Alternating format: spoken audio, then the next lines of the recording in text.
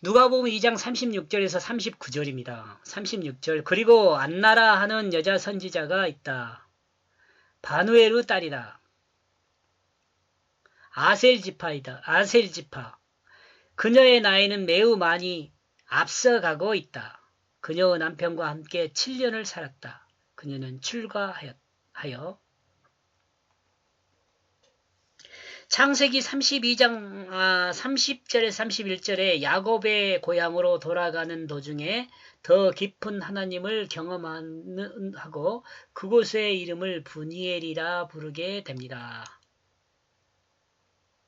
아셀은 기쁨이라는 의미로 야곱의 아내 레아의 시녀 실바가 야곱에게 낳아준 둘째 아들의 이름입니다. 지금 이 내용을 설명하려고 지금 이렇게 정리하고 있는 것 같아요. 성경이 증거하는 선지자는 하나님의 말씀을 선포하는 사람입니다. 앞에 부부의 시몬도 이 선지자고 지금 여기 등장하는 안나라는 여자 선지자도 지금 선지자죠. 지금 두 선지자가 예수 그리스도에 대해서 증거하는 내용을 지금 누가복음에 기록하고 있습니다. 성경이 증거하는 선지자는 하나님의 말씀을 선포하는 사람입니다. 여선지자 안나 역시 하나님의 말씀을 선포하는 것을 전제하고 있습니다. 여선지 안나는 결혼을 했었고 과부가 된 지 7년이 되었으며 나이가 많이 늙은 여인입니다. 세상 사람일 경우 그녀의 얼굴에서 기쁨고 즐거운 모습을 찾을 수 없었을 수 있어요. 그러나 성경은 그녀의 얼굴이 기쁘고 즐거운 모습임을 드러내고 있음을 드러냅니다. 분일, 기쁨, 아셀. 이름에서 그렇다는 거예요. 이름을 이렇게 기록하면서 그 상황을 설명하는 거예요. 그냥 이름만 기록한 것이 아니고 우리에게 이름을 알려주기 위한 것이 아니고 그 상황을 설명해 주는 거죠.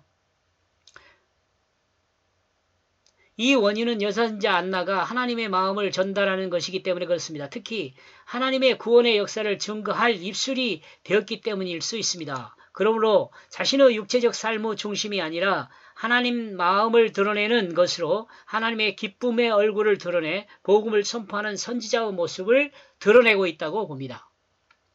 그리고 그녀는 과부가 되었습니다. 84세까지 그녀는 어떤 상황에서도 떠나지 않았습니다. 그 거룩으로부터 단식과 기도로 주야로 섬기는 단식과 기도로 주야를 섬기는 이 거룩으로부터 그녀는 어떤 상황에서도 떠나지 않았습니다. 84세까지. 그리고 그녀는 과부가 되어 있습니다. 과부가 되었는데. 몇 살에 결혼을 했는지는 드러나지 않고 있습니다. 그러나 그녀가 결혼 생활을 7년이라고 기록하고 있습니다. 그리고 그녀가 나이가 84세입니다. 그러므로 그녀가 과부로 산 연수는 정확히 알 수 없습니다. 다만 본문에서 84세를 과부 된 지 84세로 해석하면 여자의 결혼 정년이 13세이며 7년을 결혼 생활을 했고 84년을 과부로 있었다면 그녀의 나이는 한 104세 정도 되었다고 볼 수 있습니다. 그러나 그녀가 성전에서 아기 예수를 만날 때 나이가 84세였다면 과부로 지낸 지는 64년이 된다고 볼 수 있습니다. 38절. 그리고 그녀 자신은 그 시간에 그 하나님께 동의하게 되어졌다. 그러므로 그는 그 아기에 대한 모든 사람들에게 말하고 있다. 아기에 대해서 모든 사람에게 말하고 있다. 예루살렘은 구속함을 용납하게 되어야 한다. 구속함.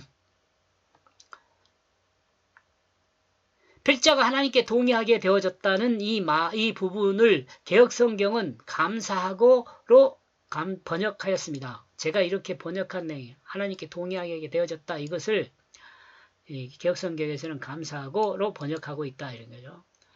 안도몰로게오마이 헬라어인 것 같아요. 안도몰로게오라는 안티인 반대하여란 단어와 호몰로게오 인 동의하다, 인정하다, 고백하다, 감사하다, 약속하다라는 의미의 단어로 중간태에서 유리한 단어입니다.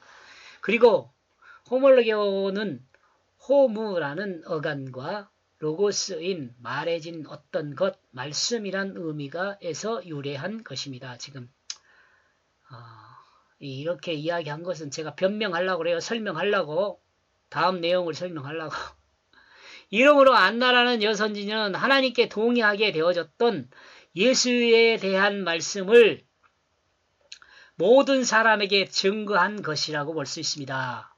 이는 이게 하나님께서 계시하신 그 말씀을 이 안나 선지자가 동의하고 그 동의한 내용을 모든 사람에게 말했다라는 것이죠.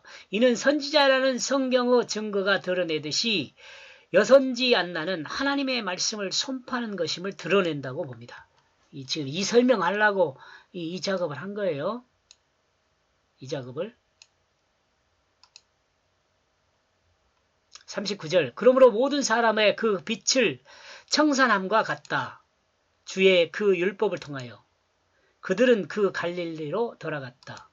그 나사렛 그들의 동네 안으로. 그 나사렛 그들의 동네 안으로 그들은 갈릴리로 돌아갔다. 그 주의 그 율법을 통하여 그 모든 사람의 그 빛을 청산함과 같다.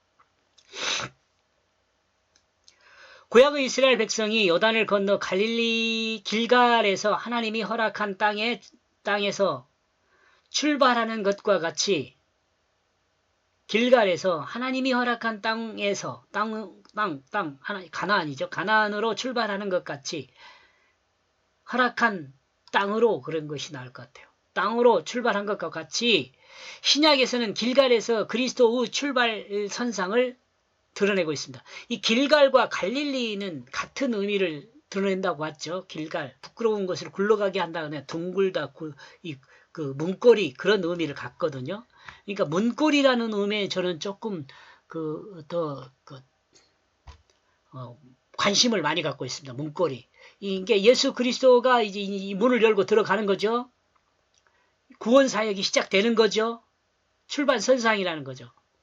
부끄러운 자신의 죄악과 과거를 청산하고 새로운 하나님의 백성으로 거듭난 새 사람으로 출발하게 하는 것. 그것 또한 뭐죠? 예수 그리스도를 믿음으로 시작되는 거죠. 이것이. 나사렛은 망대, 감시라는 의미의 단어입니다.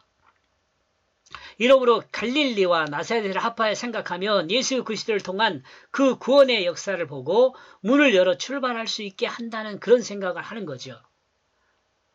망대는 지켜보는 거죠. 지켜보고 있다가 문제가 발생하면 망대나 감시나도 같은 의미잖아요. 문이 열리면 들어가야죠. 하나님의 사람들이 예수 그리스도의 구속을 인정하게 된다면 구속을 인정하는 모든 사람은 하나님 앞에서 그 율법에 의한 그 죄값을 청산하는 것과 같이 됩니다. 예수를 믿으면 그 죄가 청산되는 거죠. 청산하는 것과 같이 되는 거죠. 하나님 나라를 반역한 그 죄를 청산하게 됩니다. 하나님 나라를 반역했다고 말하는 것은 뭐냐면 하나님이 창조한 우주 만물을 창조해야 한 하나님 나라 안에 하나님 뜻대로 살아야 할 그 나라에 인간이 반역해가지고 자기 마음대로 사는 나라를 세운 거예요. 그래서 반역이라 그래요. 이것은 하나님이 약속한 구원의 법칙입니다. 뭐요? 예수 그리스도를 믿음으로 구원받는 것은 하나님이 정한 법칙이에요. 이건 바뀔 수가 없어요. 인간의 과학의 법칙들은 가끔 바뀌는 게 있잖아요. 근데 하나님의 법칙은 바뀌지 않아요. 예수 그리스도를 믿음으로 내 자신이 죽고 내 자신이 하나님 말씀으로 살아나는 것, 이것을 믿음으로 계속 이 믿음 고백으로 내가 구원을 받는 거예요. 이거 하나님이 정한 법칙이란 말이죠.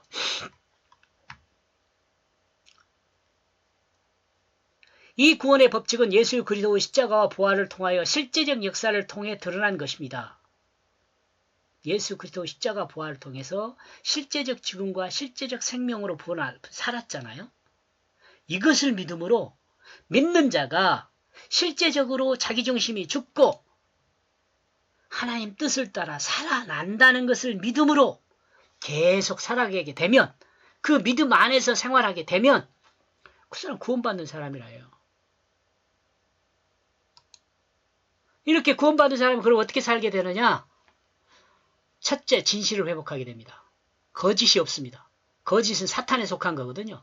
그 거짓으로부터 구원받는 것이죠. 거짓으로부터 구원받았다는 것은 진실하게 됐다는 말이잖아요. 진실하게 되고 그 진실한 사람이 사는 방법은 뭐냐? 하나님의 사랑으로 사는 거죠. 하나님 사랑은 뭐예요? 자신을 내어주는 거예요. 진실한 사랑으로 사는 사람, 그러면 그 사람의 결과가 뭐예요? 섬기는 사람이잖아요. 섬기는 사람은 하나님이 창조한 모든 피조물을 섬기는 것으로 하나님이 창조한 그 태초의 창조를 회복하고 에덴을 회복하게 되는 겁니다. 이와 같은 축복이 여러분에게 있기를 축원합니다. 고맙습니다.